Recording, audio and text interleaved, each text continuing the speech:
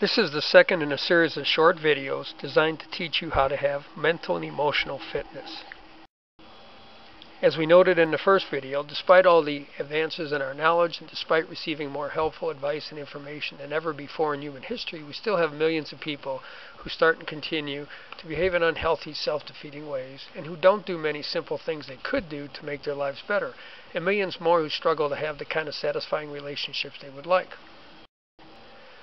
Behavior of any kind starts and continues because it serves a purpose. It's always goal-oriented. Unfortunately, people often have what Rudolf Dreikurs called mistaken goals. These mistaken goals get them off course. People get some short-term satisfaction or gratification for reaching their mistaken goals. However, in reaching their mistaken goals, they make it less likely that they'll eventually get what they really want in the long run. The important point is that a large part of what gives purpose to unhealthy and self-defeating behavior is that people generate what is called a dysfunctional amount of emotion in response to their life events. This dysfunctional amount of emotion then acts as a driving force behind any behavior intended to achieve any mistaken goals they might have. However, emotion is not necessarily a bad thing. It can be helpful energy to move. It can help motivate us to act in ways to make our lives better in some way. Without such emotion, we might otherwise not be motivated to do so.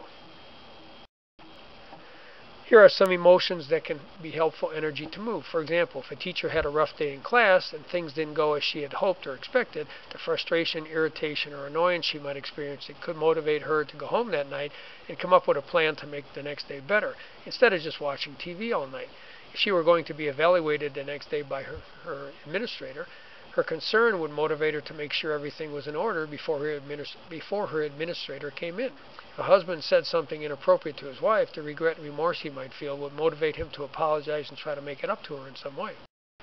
On the other hand, emotions like anger, anxiety, depression, shame, guilt, loneliness, boredom, and LFT often end up being dysfunctional. People often do unhealthy, self-defeating things when they generate such emotions, and sometimes even illegal, destructive, and even self-destructive things. Low frustration tolerance is an emotional state that often keeps people from doing simple things they could do to make their lives better, like doing homework, exercising, or eating more nutritious foods. But generating emotions like anger, anxiety, depression, shame, guilt, loneliness, boredom, and LFT is perfectly understandable. It's part of being human. When we talk about emotions of any kind, we need to talk about and look at the frequency, intensity, and duration of those emotions. That's especially true with emotions like anger, anxiety, depression, shame, guilt, and loneliness. Here's a way we can visually represent the difference between a functional and dysfunctional amount of emotion. Imagine that this needle can move from left to right. If someone didn't generate any emotion, they might not be motivated to do anything. However, if someone generates a dysfunctional amount of emotion, it can be a driving force behind them saying and doing things that make their lives worse instead of better. But if they generate a functional amount of emotion, it can be helpful energy to move. It can motivate them to problem solve and to say and do things to make their lives better instead of worse. When people become frustrated, they can generate a low frequency, high intensity, or duration of frustration, or something in low or high frequency, intensity, and duration of frustration, or something in between. However, when they generate anger, it's a qualitatively different emotion. Anger is not simply a stronger version of frustration. Frustration is not simply a weaker version of anger. Someone can have a high or low frequency, intensity, and duration of anger, or something in between. Their anger can vary quantitatively, but anger is qualitatively different from frustration, for reasons we'll talk about later. When we talk about a dysfunctional amount of emotion, we mean a greater frequency, intensity, and duration of emotions like anger, anxiety, and depression than is necessary or helpful for the situations people find themselves in. There are millions of people of all ages who every day generate more emotion than is necessary or helpful for the situations they find themselves in. By dysfunctional, we also mean more than they know what to do with. There are millions of people of all ages who every day generate more emotion than they know what to do with. We also mean more than is healthy for people to have. Too much emotion can literally lead to physical symptoms and illness. And finally, we mean a type, frequency, and intensity and duration that works against people instead of for them. These are the untoward effects of generating a dysfunctional amount of emotion. Imagine someone being really angry as we go through the list. When people are really angry, they are more likely to react to the life events instead of respond to them. Flipping someone off or taking a swing at someone is reacting, not responding. Second, they are more likely to act without considering consequences. A young man who becomes extremely angry at another young man in a high school cafeteria probably doesn't think about getting kicked out of school before taking a swing at the other guy. Third, getting really angry makes it harder for people to access and act on good advice and information that they've been given. Telling others to just ignore it and don't let it bother you may be good advice, but people usually can't access and act on that advice when they are angry. Having a high frequency, intensity, and duration of anger can also make it hard for people to learn from their own or others' experiences. We have young people who keep getting into the same kinds of trouble no matter what we do to them or how hard or how often we do it to them. That's because their anger makes it difficult for them to learn from their experiences. And people who are extremely angry sometimes even say and do things to other people that violate their own morals and values. It makes them do things they otherwise would never think to do. That's partly because their anger gives them a false sense of power, righteousness, and permission. And finally, being really angry can impair someone's ability to perform skills they have and to function at levels they're capable of. Personal fouls or unnecessary roughness in a football game might be an example. Road rage can definitely impair someone's ability to drive safely. These untoward effects are also likely if someone were suffering from a high frequency, intensity, and duration of anxiety, depression, shame, guilt, loneliness, or even boredom.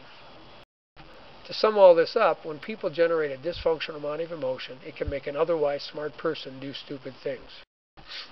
The flip side of all this is that you have to be able to get into the right emotional place to be able to 1. Respond to life in the best possible way instead of reacting to it.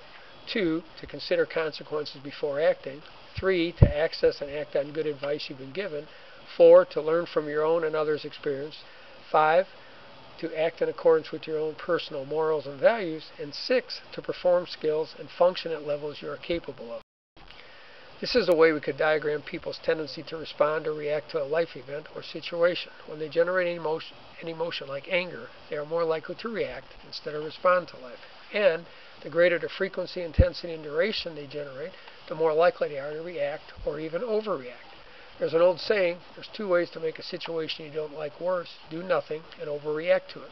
Usually people do the latter. They overreact. On the other hand, if someone only generates frustration, they are more able to respond in the best possible way. And the lower frequency, intensity, and duration they generate, the easier it becomes to problem solve and arrive at the best possible course of action and carry it out. The easier it also becomes to resolve any conflicts or differences between 2 people. However, if they didn't generate any emotion, they might not be motivated to do anything, and they might miss many opportunities to make their lives better in some way. Consider what the word responsibility really means. If we split it into 2 parts, we can see that it means the ability to respond rather than react to life events. Responding in the best possible way is something that becomes harder to do when someone generates emotions like anger, anxiety, and depression. And the higher the frequency, intensity, and duration they generate, the more difficult responding becomes. And the easier it becomes to react instead and even overreact. Now consider all the things that go wrong in the lives of individuals, including many diseases they develop due to their behavior or lifestyle choices, and all the things that go wrong in relationships, and in families, and in schools, and society as a whole.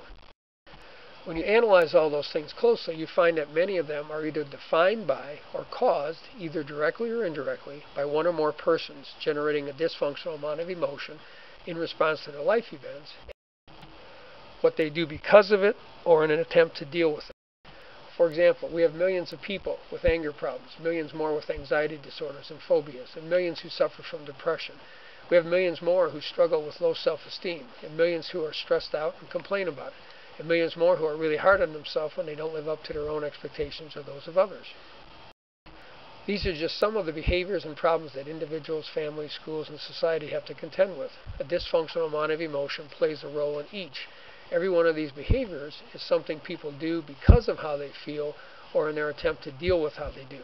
The problems listed largely arise from engaging in those behaviors. That's why truly effective emotional management is considered one of the most important of all life skills that someone needs to learn. This is a list of life skills from Terry London's book, Rough Spot Training. These life skills are listed in the order of their importance, with truly effective emotional management being considered the most important of all. You can see from this list how things might go wrong. If someone does generate more emotion than is necessary or helpful, it sets the stage for them to make the mistake of trying to self-soothe or self-regulate themselves with such things as tobacco, alcohol, drugs, food, sex, or many other things. It also sets the stage for them to have mistaken goals rather than having all their energy and effort go toward trying to achieve those things they really want in life or from life. Unfortunately, we do little, if anything, in schools or in most families to really teach truly effective emotional management, despite the fact that generating a dysfunctional amount of emotion is an important factor in so much that does go wrong in and outside classrooms when people are young and later in their lives. Using consequences to try to mold behavior does not teach effective emotional management. And many things parents and teachers say and do actually model ineffective emotional management, usually without them being aware that they are. This multi-part presentation is designed to teach you how to really have truly effective emotional management. It will do that by teaching you 4 simple, easy to learn, but important cognitive life skills. The first skill is to have USA, or unconditional self-acceptance, and UOA, or unconditional other acceptance. The second life skill is to develop what is called an internal locus of control. We'll explain what that means in subsequent sessions. The third life skill is to be able to recognize irrational thinking both in yourself and others and know how to correct it. The fourth life skill is to develop a step-by-step approach to any potentially troublesome life event.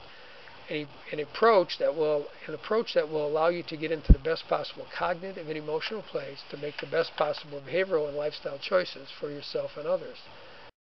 This 4-step approach to improving your life is called the ABC system of cognitive, emotional, behavioral self-management and self-improvement. Becoming proficient in these 4 skills is called having mental and emotional fitness. You can read more about these skills at www.itsjustanevent.com. or in the book by Ray Mathis entitled It's Just an Event, It's Your Choice How You Want to Feel. That book is available at Amazon.com, at www.itsjustanevent.com, and at the publishamerica.com online bookstore.